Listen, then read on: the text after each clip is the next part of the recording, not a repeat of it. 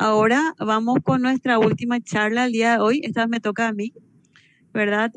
Voy a presentar una ponencia relativamente corta titulada Micotoxinas, pasado, presente y futuro. Ese es un tema que venimos trabajando en el laboratorio de biotecnología ya hace un tiempo. Entonces, si me dan un segundito, voy a cerrar todas las ventanas que tengo abiertas en mi computadora. Eh, Venimos trabajando aquí en el laboratorio de biotecnología del CEMIT hace un tiempo con un grupo muy interesante de compañeros. Entonces, les voy a hablar un poquito de ese tema. Yo soy ingeniera agrónoma, soy egresada de la Universidad Nacional de Asunción. Eh, tengo mi especialidad es la de protección vegetal. No me está permitiendo presentar. Un segundito. Acá está. ¿Pueden ver mi pantalla? Si alguien del Meet podría decirme, por favor, Sí. por qué. Sí, Bueno, dale, gracias Juan, gracias Cintia. Como les decía, yo les voy a hablar un poco de las micotoxinas. Son un tema que venimos trabajando hace 8 años ya más o menos, ¿verdad? En diferentes matrices alimentarias de nuestro país. Entonces, las micotoxinas son metabolitos secundarios tóxicos que son producidos por ciertas especies de hongo y producen síndromes llamados micotoxicosis que en casos extremos pueden llevar a la muerte. Ellas son citotóxicas y afectan las estructuras celulares como las membranas y procesos relacionados a la síntesis de proteínas, ADN, ARN. Y la falta de apariencia visible de la contaminación fúngica no determina la presencia de las micotoxinas. O sea, el alimento puede verse íntegro, pero en realidad la micotoxina está presente y puede causar un daño. Los hongos productores de micotoxinas pueden afectar a una gran diversidad de matrices alimentarias, ¿verdad? Tanto en campo como en post cosecha, y pueden atravesar la barrera de las especies vegetales. O sea, un mismo hongo puede atacar a un montón de plantas o matrices alimentarias que son productos de esa planta, aunque sea la misma especie. O sea, son universales y ubicuos. Pueden ser termoestables y no se destruyen por procesos como el enlatado o el esterilizado inclusive de muchos alimentos. Cuando hablamos de micotoxinas hablamos de una gran variedad de compuestos de bajo peso molecular con diversas estructuras químicas y actividades biológicas. Algunas pueden ser además tóxicas para las plantas u otros microorganismos, pero igual no se clasifican como antibióticos de origen fúngico. La mayoría de estos metabolitos o la mayoría de estos metabolitos no sabemos para qué les sirven a los propios hongos. Aún eso no está claramente definido o dilucidado. Existe una gran cantidad de hongos productores de micotoxinas. Se habla de más de 300 especies, pero bueno, algunas son más importantes. Entre ellas están Fusarium, Aspergillus, Penicillium y Alternarium. Estos hongos, bueno, además de producir la micotoxina, que es uno de los aspectos más importantes, o el más importante si hablamos desde el punto de vista de la salud, reducen el valor nutritivo de los productos y alteran los parámetros físicos de los alimentos. O sea, hay un desmérito de la calidad del alimento. Estos hongos pueden presentarse en cualquier etapa de la producción de los cultivos. Hay los llamados hongos de campo, luego tenemos a los hongos de almacenamiento. Por ejemplo, si es que hay un daño del grano durante la cosecha, también pueden ingresar los hongos y atacar al alimento, ¿verdad? Mientras se ensila y se almacena, sobre todo si las condiciones son inadecuadas. Y las esporas pueden permanecer inactivas durante meses o años esperando las condiciones adecuadas de germinación. Inclusive existen trabajos muy interesantes que hablan de cómo los insectos que se encuentran dentro de los silos son una fuente para esparcir esas esporas y contaminar los granos en todo el silo, ¿verdad? Hay una gran cantidad de micotoxinas que se están descubriendo diariamente inclusive, pero las más importantes son las aflatoxinas, que pertenecen al llamado grupo 1 del IARC, o sea, son cancerígenos comprobados en humanos. Luego tenemos a las fumonicinas y a las ocratoxinas y a la esterigmatosistina que pertenecen al grupo 2B, o sea que ya han producido cáncer en animales y se cree que producen cáncer en humanos. Tienen, como les había mencionado, diversos efectos en la salud humana. Algunas son carcinogénicas, otras son hepatotóxicas, la mayoría son inmunotóxicas, también hay nefrotóxicas, neurotóxicas, teratogénicas y osteogénicas. Cuando hablamos de micotoxinas, habíamos dicho que el efecto en la salud producido es un síndrome y se produce por la ingestión de las micotoxinas, y ese síndrome o los síntomas varían de acuerdo al tipo de micotoxina que fue ingerida, la toxicidad de la micotoxina y la cantidad ingerida, además del periodo de tiempo de ingestión y la población en estudio. Ahora, ¿cuáles son las características de las micotoxicosis? Que no se transmiten entre humanos, ni entre animales, obviamente, ¿verdad? Porque son producto de la ingestión del alimento contaminado. El tratamiento farmacéutico no altera el curso de la enfermedad. Y las micotoxicosis se presentan con mayor frecuencia como una afección incierta, subaguda o crónica. A veces, por ejemplo, decimos, me duele mucho el estómago y solamente me comí un pan integral o una galletita integral. Bueno, los tricotecenos producen problemas gastrointestinales. A lo mejor justo la galletita que me comí estaba llena de deoxinivalenol. Entonces, al considerar los efectos de las micotoxinas en los animales, es importante distinguir entre micotoxicosis y micosis. Las micotoxicosis se usan para describir la acción de la micotoxina con frecuencia mediada a través de varios órganos. En particular, como dijimos, el daño es al hígado, a los riñones, a los pulmones, el sistema nervioso, endocrino e inmunológico, también al sistema reproductivo en algunos casos. Y cuando hablamos de micosis, hablamos de una invasión generalizada del tejido vivo por hongos en crecimiento. Por ejemplo, las micosis que se producen en la piel o en la córnea de los ojos. Entonces, ¿cuáles son las condiciones para la producción de las micotoxinas? Obviamente, la presencia del hongo, que tiene la capacidad de producir la micotoxina, el ambiente predisponente y el sustrato. Entonces, esta producción de micotoxinas, dijimos que más o menos 300 especies de hongo hay productores, o sea, está restringida a ciertas especies. Y 30 se encuentran bien caracterizadas y se consideran peligrosas para humanos y animales. Son invisibles a los ojos y el sustrato no necesita haberse contaminado para que ellas estén presentes. Tienen una distribución irregular en los sustratos y estos hongos pueden crecer en un amplio rango de temperatura y actividades del agua, pero la producción de micotoxina está restringida a valores específicos. Entonces, ¿qué es lo que ocurre? Tenemos nuestro producto vegetal que sufre una infección fúngica, se forma la micotoxina y la micotoxicosis puede ser primaria o secundaria. Cuando hablamos de una micotoxicosis primaria, hablamos que el hombre o los animales domésticos consumen el alimento contaminado. Por ejemplo, vemos que nuestro maíz está todo verde, probablemente esté lleno de aspergilos.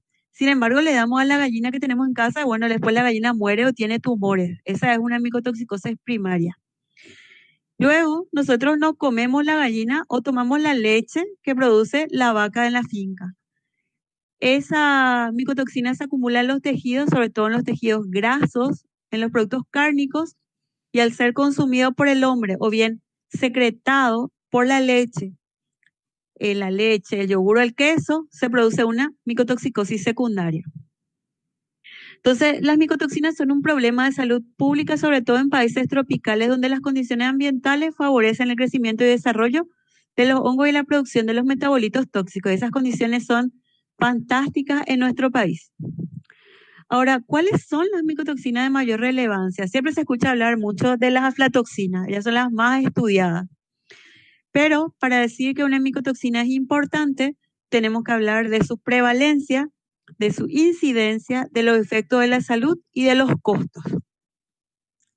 Entonces, el impacto económico de las micotoxinas incluye la pérdida de vidas humanas, animales, el aumento de los tratamientos médicos y veterinarios, la eliminación de los alimentos contaminados y la pérdida de la producción agrícola, entre otros. Bueno, una vida humana no tiene precio, entonces la pérdida es incalculable. Ahora, si vamos a hablar del pasado de las micotoxinas. Muchas veces, ¿verdad? La gente dice, La micotoxicología se inició en los años 60 a causa de la enfermedad X del pavo. Seguramente habrán escuchado hablar de ella. En este caso fue la muerte de más de 100.000 pavos alimentados con harina de maní contaminada que provenía del Brasil. Obviamente hubo un gran impacto económico, los pavos murieron en Inglaterra, entonces ahí se inició el estudio de la moderna micotoxicología. Pero ya en la edad temprana del hombre, ¿verdad? Se hacían fiestas como las Robigalias en las que se le pedía a los dioses que el grano no esté contaminado, ¿verdad? Y que no haya pérdida, que no se oxide, decían. En este caso, bueno, ellos hablaban de ciertos hongos, ciertas rollas, pero probablemente ellos también tenían un severo problema con los tricotesenos, que son causados por las especies de Fusarium. Otro hongo muy conocido y con gran impacto en la historia es Claviceps purpurea. En este caso produce unos alcaloides que tienen efectos similares a estar drogado con esa droga LSD, ¿verdad? Entonces, durante la Edad Media sobre todo, se dieron casos de intoxicación. ¿Por qué? Porque la gente de menores recursos económicos consumía pan de centeno y muchas veces ese pan de centeno venía contaminado con los alcaloides de Claviceps y producía el llamado fuego de San Antonio, pero no el fuego de San Antonio como lo conocemos nosotros, sino con este tipo de sintomatología y hasta la fecha de hoy se sigue produciendo. Otro caso muy recordado es el de las brujas de Salem. También se presume que ellas consumieron pan de centeno contaminado con alcaloides de Claviceps. Entonces ellas sentían que su cuerpo estaba en llamas y tenían alucinaciones. Ese es uno de los efectos de esta contaminación. Entonces ellas fueron quemadas, algunas ahorcadas, otras terminaron en la cárcel por una contaminación con micotoxina. Tanta es la importancia de estos metabolitos que hasta se han escrito libros y hecho películas. Acá tenemos dos. En este caso, bueno, uno de Robin Cook, Los archivos de Salem, que en este caso nos cuenta, como pueden ver acá ustedes, una espora. La historia desde el punto de vista de la contaminación con las micotoxinas. Y este libro de Graham Greene, El factor humano, que en este caso habla de un psicópata que contaminó las aguas de consumo humano con micotoxinas. Ahora, si hablamos de la situación de las micotoxinas hoy, en nuestro presente acá, fíjense, tenemos un mapa de riesgo de contaminación con micotoxinas y nuestro país se halla por sus condiciones de humedad y temperatura dentro de un considerado alto riesgo. Entonces es importante el estudio de este tema en nuestra región, sobre todo porque, como ven, nos encontramos en una zona de alto riesgo. Existen también una gran cantidad de reportes, como pueden ver, este es de 2009 a 2019. Nuestro país no es porque no haya contaminaciones, sino porque no hay reportes, porque no tenemos muchas veces las condiciones de poder hacer las mediciones de todas estas toxinas y las contaminaciones alimentarias. No hay un control que esté siendo realizado en este momento por ninguna institución. Entonces, existen una gran cantidad de riesgos asociados al alimento contaminado con micotoxina y pueden ser riesgos para los agricultores y almacenadores de grano, que en este caso es la pérdida del rendimiento debido a la infección por el hongo en el campo durante el almacenamiento, bajo precio para el producto, gestión de granos contaminados con moho y micotoxina. O sea, ¿qué hacemos con esos granos? Yo no puedo vender esos granos, no puedo hacer un balanceado, tengo que destruir esos granos. Y muchas veces eso no ocurre. Y restricciones a la exportación. En cuanto a la industria alimentaria, pérdida de producto, recalls o retiro del producto y pérdida de mercado cuando llegan los alimentos contaminados. Para la industria ganadera, rechazo del alimento del animal, no quiere consumir el alimento contaminado, por tanto pierde peso, afecta a la ingesta nutricional total, baja el rendimiento, muchos tienen efectos reproductivos y en la lactancia y además los animales mueren. En cuanto a los consumidores, bueno, efectos en la salud de los consumidores y la muerte de las personas en casos extremos. Entonces, ¿cómo? Cuando pensamos en el futuro, siempre pensamos en la biología, en la biotecnología, perdón. Entonces, ¿Cómo se relaciona esta biotecnología con las micotoxinas? Como habíamos mencionado, las pérdidas son variables y pueden ser directas o indirectas, ¿verdad? Esas pérdidas directas se relacionan al productor, a la industria, y las pérdidas indirectas al costo de manejo, los costos de investigación que muchas veces olvidamos y los costos en salud. Entonces, ¿qué es lo que tenemos que hacer? Tenemos que trazar la micotoxina desde el campo hasta la mesa y tomar las medidas que sean adecuadas para el control y la eliminación de este problema o la disminución. Entonces, si vemos desde el punto de vista del productor el tema, hay una reducción lo que necesitamos es una reducción de la infección de los hongos productores de micotoxinas, reducir los ataques de insectos porque producen un daño y puede haber una contaminación secundaria con hongos, interferir en la biosíntesis de esas micotoxinas o bien controlar biológicamente. En África se han dado resultados que con maíz transgénico ha habido una reducción de hasta el 99% de micotoxinas comparándolo con el maíz convencional. Y eso es sumamente importante, sobre todo en países más pobres, donde las personas están más expuestas. Hay desarrollos como, por ejemplo, en este caso es en trigo, con tricotecenos, ¿verdad? El desarrollo de variedades resistentes a la fusariosis de la espiga y, por tanto, a la acumulación de los tricotecenos, ¿verdad? Entonces, el conocimiento que se tiene hasta la actualidad de ese proceso de mejora supera al proceso de transferencia que se ha podido hacer en estas variedades, porque en este caso estos hongos tienen muchos mecanismos para poder infectar la planta y por tanto tenemos que tener muchos mecanismos relacionados a la resistencia a los mismos. Entonces, en todo el mundo se siguen buscando fuentes de resistencia que se encuentran principalmente en la China, los Estados Unidos, en Canadá, en Europa. También hay una fuente muy importante de resistencia en el Brasil. Y bueno, se intenta trabajar con estas variedades para acelerar los procesos de mejora y obtener las plantas que sean resistentes o tolerantes. Hay otros mecanismos, por ejemplo, se ha estudiado la detoxificación, o sea, una vez que la planta ya está contaminada, lo que se trata de hacer es bajar los niveles de contaminación por el medio del uso de otro tipo de resistencia que trabaja a nivel molecular. Es como una bomba que lo que hace es expulsar la micotoxina de las células, ¿verdad? Entonces también hay cierto desarrollo, sobre todo transgénico, en los Estados Unidos. Un método muy en boga actualmente es el uso de cepas atoxigénicas para el control de la contaminación. En ciertos países africanos, sobre todo, hay un producto que se llama AflaSafe que se ha estado aplicando hace unos años. Y bueno, lo que se hace es una exclusión competitiva. O sea, yo aplico la cepa que es no toxigénica, la aplico en campo antes y durante el cultivo. Entonces, el maíz, en este caso también se ha usado en algodón, se contamina con la cepa no toxigénica y los niveles de contaminación con las cepas toxigénicas bajan por competición. Hay una exclusión. Y esos desarrollos, bueno, se han extendido también a otros países europeos y latinoamericanos.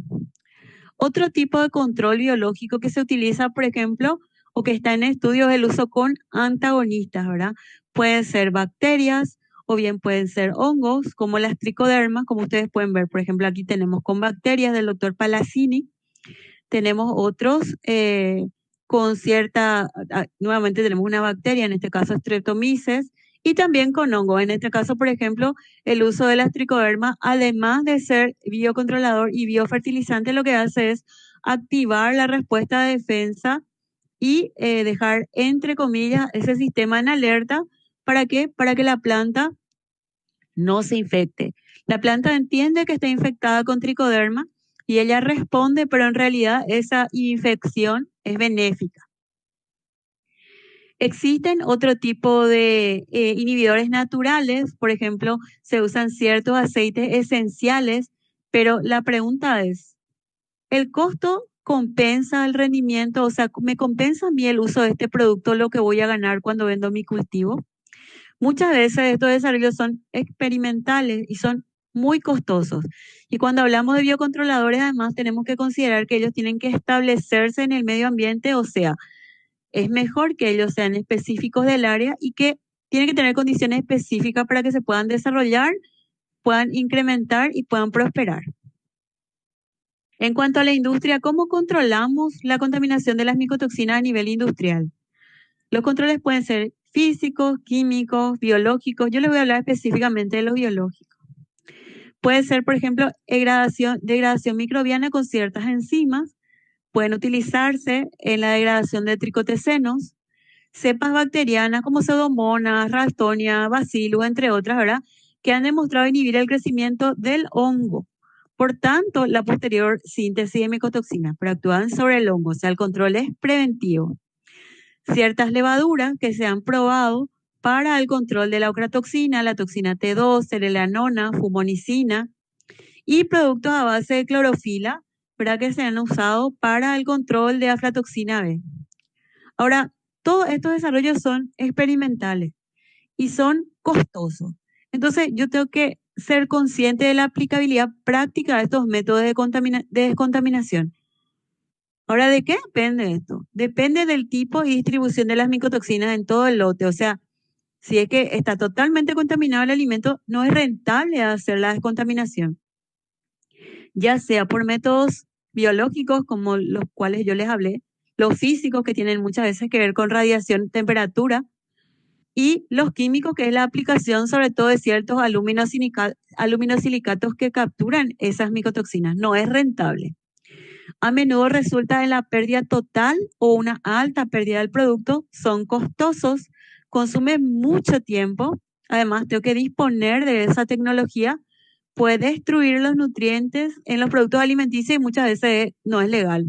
Había leído yo un trabajo que era aplicar combustible diésel para eliminar las micotoxinas. Eso, por ejemplo, es cómo va a consumir una persona después un maíz que esté tratado con diésel, ¿verdad? En cuanto a los costos de manejo, eh, el manejo tiene que ser preventivo. ¿Para qué? Para bajar los costos. Entonces, en este caso, el estudio de los metagenomas de los organismos asociados a los cultivos es fundamental. ¿Por qué? Porque yo tengo que entender todo lo que está ocurriendo en el campo para poder tomar las medidas preventivas y de control en el caso que sea necesario. Y tengo que recordar siempre que para ganar la guerra tengo que conocer a mi enemigo. Los costos de investigación muchas veces pasan desapercibidos, ¿verdad? Y tienen que ver con el desarrollo de nuevas variedades, desarrollo de métodos de diagnóstico, la mejora de los procesos y los costos que tienen que ver con la salud humana. Y cuando hablamos de la salud humana, bueno, la micotoxicosis y la muerte, ¿verdad? No hay un precio para una vida humana, es invaluable. Y realizar el monitoreo de estas micotoxinas presentes en diferentes órganos, o por ejemplo en la sangre misma, tiene un costo muy elevado para la población. Hay ciertas toxinas como la ocratoxina, por ejemplo, que son endémicas en ciertas regiones, inclusive existen enfermedades como la nefropatía endémica de los Balcanes, que está asociada a este tipo de micotoxina, la ocratoxina específicamente, ¿verdad? Y que causa un daño en la población de esa zona y que tiene un costo invaluable. Las personas pueden morir de esto. Entonces, siempre tenemos que recordar que la inocuidad no es negociable, que la calidad es negociable. A lo mejor yo puedo comprar un grano que no sea calidad 1. Sin embargo, ese grano tiene que ser inocuo. Y en el caso de las micotoxinas, ¿verdad? El control es principalmente preventivo y destruyendo esos alimentos que están contaminados. Tenemos que recordar y aplicar siempre el principio ALARA o ALARA-P, que sea tan bajo como sea razonablemente posible. Es imposible tener cero contaminación con micotoxinas porque esos hongos están en todas partes, ¿verdad? En el suelo, en las plantas, en los muebles, en diferentes matrices alimentarias, pero lo que tenemos que tratar de hacer es disminuir el riesgo. ¿Y cómo hacemos esto? Aplicando buenas prácticas agrícolas en el campo y buenas prácticas de manufactura en las industrias. Esto mediante la aplicación de sistemas de gestión de calidad e inocuidad de alimentos. Ahora, ¿qué se viene en el futuro? Bueno, hay tantas cosas que se están desarrollando, ¿verdad? Como les había mencionado, el estudio de los metagenomas de los diferentes organismos productores de micotoxinas para tratar de comprender esa relación entre la comunidad microbiana y las matrices alimentarias. Obviamente, el diseño de métodos de diagnóstico que sean cada vez más eficientes y detecten menores niveles de micotoxina, pero que el costo sea razonable. Obviamente también el estudio de los análisis, el estudio molecular de todos estos organismos, inclusive hay métodos de detección moleculares de estas micotoxinas en alimentos, pero todavía tienen un costo demasiado elevado y es difícil acceder a ellos y en nuestro país a veces es prácticamente imposible. Entonces tenemos mucho trabajo por delante. Les agradezco a todos su atención y si tienen alguna consulta, entonces estoy atenta.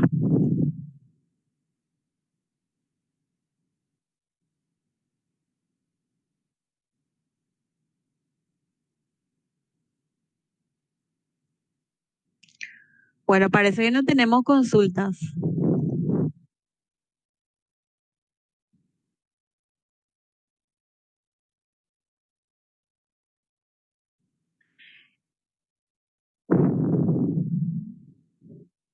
Muchísimas gracias a todos. Realmente yo quisiera agradecer desde Capacitación Continua del CEMIT el apoyo de todas las personas, muy especialmente ahora quisiera agradecer a el licenciado Rodolfo Insaurralde, que bueno, es el que maneja todas las redes sociales. Bueno, acá tenemos una pregunta, dice, ¿en nuestro país qué vegetales o productos tendría micotoxina? Maní. Bueno, en realidad nosotros hemos trabajado con ciertas matrices alimentarias, trabajamos con hierbas medicinales, ahí detectamos en alimentos para bebés, detectamos un poco en leche, detectamos un poco en fórmulas infantiles. También Juliana está trabajando con maíz, también hay presencia en maíz. Yo sé que también hay presencia en maní, ¿verdad? Sobre todo en el caso de los productos a granel. ¿Verdad? ¿Por qué? Porque están más expuestos a las condiciones ambientales, bueno, y no hay ningún tipo de control, obviamente, ¿verdad? Están en el supermercado, a veces al acceso de todo el mundo, se manipulan. Entonces, los productos a granel son más riesgosos, no hay ningún tipo de trazabilidad en esos productos a granel. Entonces, sí, yo les diría que traten de no consumir productos a granel o que tengan cuidado en ese caso, ¿verdad?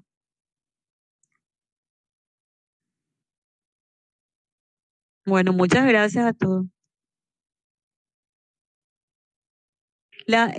No se pueden eliminar por ni destruir por esterilización ni por procesos industriales porque muchas son termoestables, ¿verdad? A veces en algunos casos resisten temperaturas de hasta 400 o 500 grados centígrados y bueno, ahí ya hay destrucción de la materia orgánica. Entonces lo que se tiene que hacer es eliminar ese lote, ¿verdad? No puede llegar a la industria un lote contaminado y el control es preventivo. Muchas veces eso se destina a productos balanceados, pero ustedes pueden ver que existen contaminaciones secundarias. Justamente por eso muchas veces se detecta la presencia de aflatoxina M, que ya es un derivado que sufre una biotransformación en la leche. ¿Verdad? La aflatoxina B se biotransforma a la aflatoxina M y esa la ingerimos por la leche, el queso o bien el yogur o otros productos, ¿verdad? Lo que tenemos que hacer es exigir una legislación y controles aleatorios preventivos y que esa legislación sea obligatoria. En este momento existe una sola legislación que es obligatoria por decreto, que son los niveles de aflatoxinas en yerba mate. Y también nos regimos por la norma Mercosur, pero ustedes saben que no es obligatorio, ¿verdad? Entonces, si no es obligatorio, nadie la cumple. Sí, sí, muchas veces hay micotoxinas en productos envasados. Nosotros Hemos trabajado con productos envasados, inclusive con panificados y a veces también hay empanificados, sobre todo en aquellos que son integrales. Pero hay menos en los nacionales que los importados. Los productos nacionales muchas veces son limpios, obviamente son más nuevos, se van reponiendo constantemente. Algunas galletitas importadas integrales hemos encontrado tricotecenos, deoxinivalenol. Mm.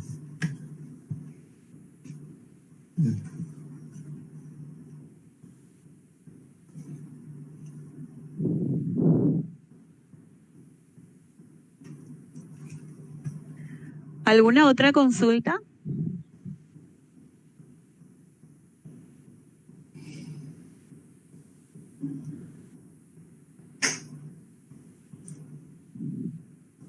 Bueno, muchas gracias a todos por sus comentarios. Dice, ¿no hay una web con un listado de productos con micotoxina? No hay.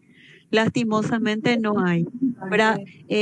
Por ejemplo, en los Estados Unidos está la FDA.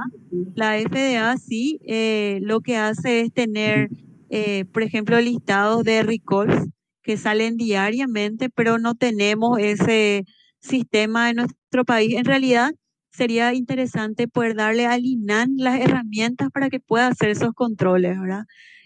Pero bueno, por ley tampoco el INAN puede realizarlo per se, ¿verdad? Es un tema muy interesante de debatir.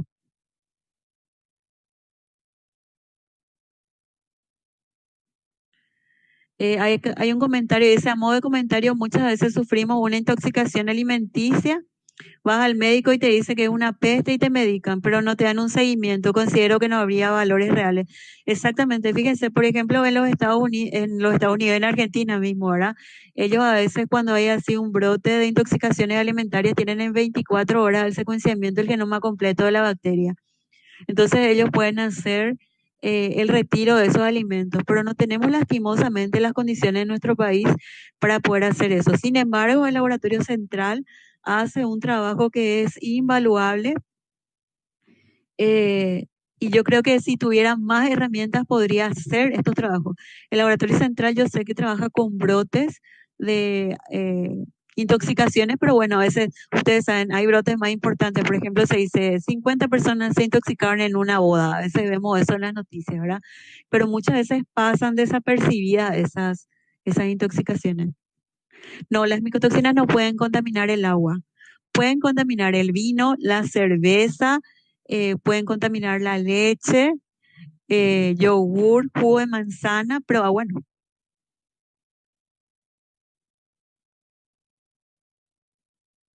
Así que podemos tomar agua con confianza. Sí, a tomar agua entonces. Sí, cerveza no. Ahí ya está.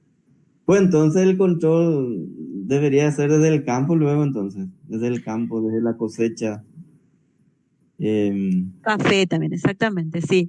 Esa es la idea, ¿verdad? Que los controles sean preventivos. Y el método más barato de control es la resistencia de plantas. Pero bueno, hay muchas veces que no podemos lograr esa resistencia. ¿Por qué? Porque estos hongos son poligénicos y la resistencia es cuantitativa. O sea que, por ejemplo, sobre diferentes genes tenemos diferentes niveles de resistencia. Y yo digo, sobre un gen tengo 20% o 30% de resistencia y en la mejora genética eso no es suficiente para poder decir que una planta es resistente o tolerante.